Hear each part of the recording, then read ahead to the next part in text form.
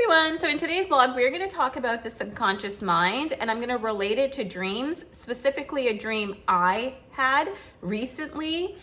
Now, the subconscious mind is constantly recording this through your five senses. It is always on. The only time your subconscious mind turns off is when you become conscious. So what do I mean by that? For example, let's say you're walking through the park and all of a sudden you notice this beautiful rose. You are attracted to its vibration through its color. You get closer to the rose, you smell it, and its smell is just insanely invigorating, right?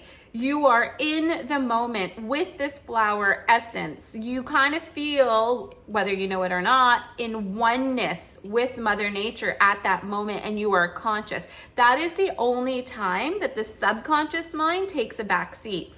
And at that time, the subconscious mind is still recording, but what's happened is you have now become the magician because you are so in that conscious moment. You are so in presence with that rose that the subconscious mind is still recording, but it's recording through your conscious moment of beauty that you're having with this rose. So this is the power of being human. We have consciousness. We are magicians. We just have to learn how to turn that subconscious mind off, or not. You don't turn it off ever. Sorry, excuse the language. You just have to learn how to work with the subconscious mind consciously, and that's what we're going to talk about. So the subconscious mind loves communicating. It really does. It loves communicating through stories. That's why the subconscious mind just has a heyday and is most prominent when you're dreaming. When you're dreaming, we're completely unconscious, right? We're sleeping, we're not thinking anything. So the subconscious mind can tell its story. When stories are presented to us, even in human beings through books, there will always be a subconscious aspect to the story. Always. It's just part of being here in this three-dimensional world. It's part of us. It's part of polarity. That's just the way it is. So the subconscious mind, dreams. So everything that we see, hear, smell, that's taken in through our senses, unconsciously or consciously, is recorded through the subconscious mind. But for most people, like I said, it's taken in unconsciously. And let me give you an example. So I was watching this TV show like 3 or 4 weeks ago, maybe even longer. It's called Below Deck. And it's like, what it is, it's this expensive super yacht. And it's a reality show. So all these like rich people get onto this super yacht for a vacation, and the storyline is about the people that work on the yacht. And the people are mainly the deck crew who take care of the boat, the outside of the boat. And then you have your inside crew who you have your chef as well. But the crew inside take care of the customers' needs. They do the housekeeping, stuff like that. So there was this one scene in the show where one of the deck crews, they had anchored the boat, but they were taking it off anchor. And as they were leaving, the propellers of the boat started, and the guy that was taking the rope and tying it around, somehow the rope got stuck in the propeller and his leg got stuck in the rope, so he went down. And in the episode, you could see his friend who was trying to grab him, because now his leg is stuck in the rope, which is stuck in the propeller, which is not good news, right? So as he's going down, and I'm watching this show, all I saw as his face went underwater was fear on his face. Like he did not know what to do in that moment. It was, I'm going to say, almost like the first time, because I don't watch a lot of TV, in real life, in real play, I had seen fear like that. And I knew at that moment, because I talked to my subconscious mind, I knew in that moment, oh shit, this just got recorded in my subconscious mind, because I had an emotional, it had an emotional effect on me. So the moment I know that it got recorded in my subconscious mind, I made a conscious decision to understand why it was recorded. And my understanding of it was like, holy shit. So is it when you're in that moment of death, okay, possible death, if you go in fear, is that why you reincarnate? Because you have to now release the fear that you died in.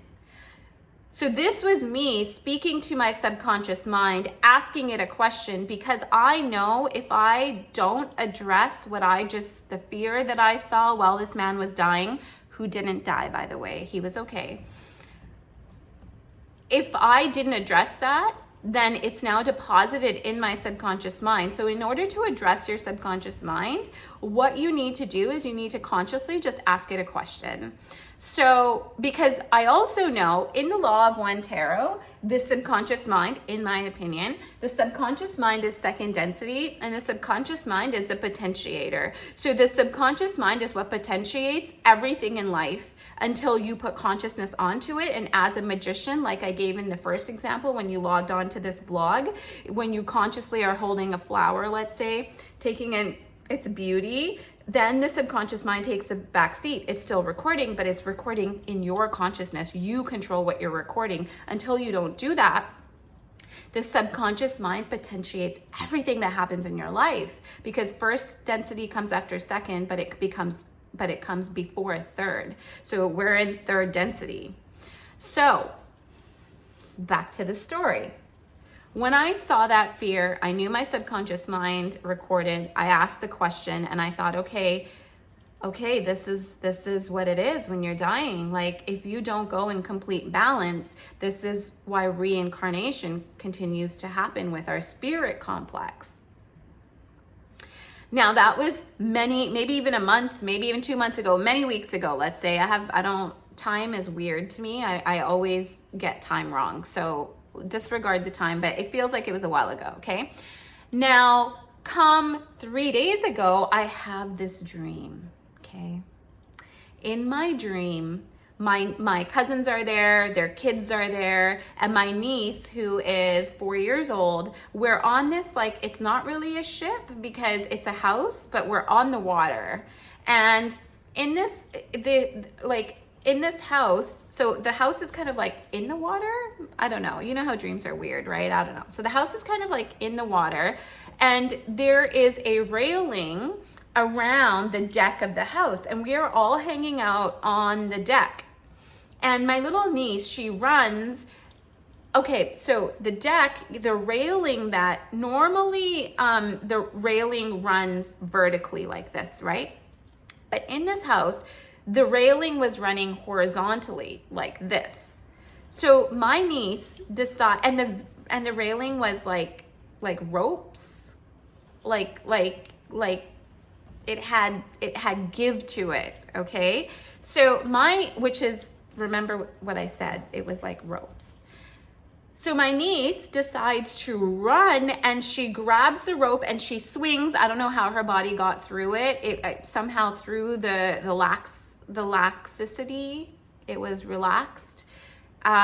She was able to swing through it. Okay, so she swings the first time and she comes back, and I was like, oh my God, what if she just let it go? Then she's gonna fall into the water. What the hell? So I kind of go running after, because she's going to do this again, to grab her, and she somehow just runs and she does it again. She's laughing, and all of a sudden, she's a kid, right? She lets go. And all I saw was fear on her face, because now she's she's done something wrong. She's going into the ocean. So all I remember is I'm looking for a place. How the fuck do I get downstairs? How do I get her? And I'm just like going down. Everybody else is like screaming. So I started running down the stairs, and that's where my dream ended. And I woke up.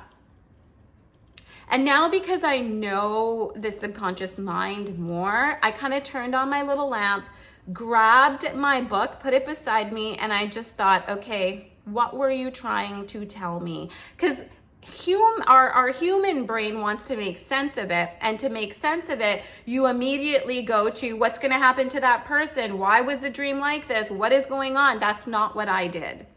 I connected with the subconscious mind, and the way I do that, my belief is that the subconscious mind is all the liquid in our body. It's the blood, it's the viscous fluid, it's all the liquid in our body, the spinal fluid, all of that. So I connected with my subconscious mind, and I was like, what was that about? That's it. And within not even a minute, my niece's name is Nevaeh. The fear that I saw on Nevaeh's face connected directly with the fear that I saw on that guy's face on that TV show. So right there and then I knew, like, holy shit, that was deposited deeper than I thought into my subconscious mind. And all I did was I just gave it homage, and I just said, I understand that we must bring our body into balance in order to, when we're dying, so that we don't, coming back to earth, this 3D world is a blessing. It is a blessing. We go through so much pain and suffering, but it's all for our learning. And I just I don't really think I want to come back to the earth. So I've been diving so deep into understanding the subconscious mind and understanding balance within the body complex, that I think the effect of what I saw on TV really gave me perspective of, when you die, you have to let go. You have to die in complete surrender if you don't want to come back.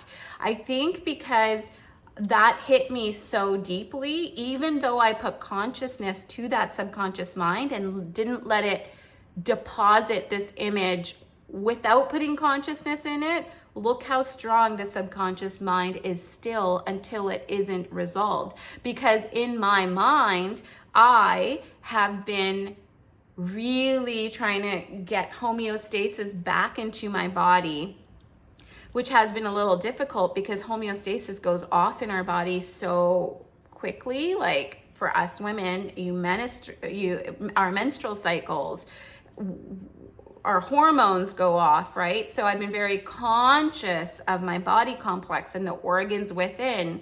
So what's happening is, even though I'm consciously speaking with the subconscious mind, asking it questions, the depth of the deposit that happens from the subconscious mind is based on your emotional level and connection to the five senses.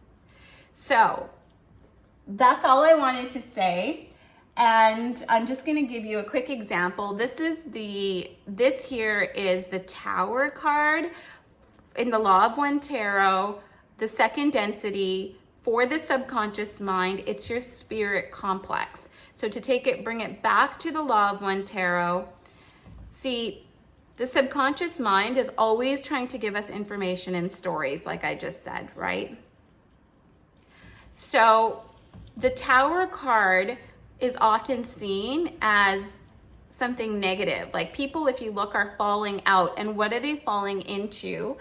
In modern tarot, they're falling into the water. And we see the top of the pyramid has broken because there is a bolt of electricity that's come through it.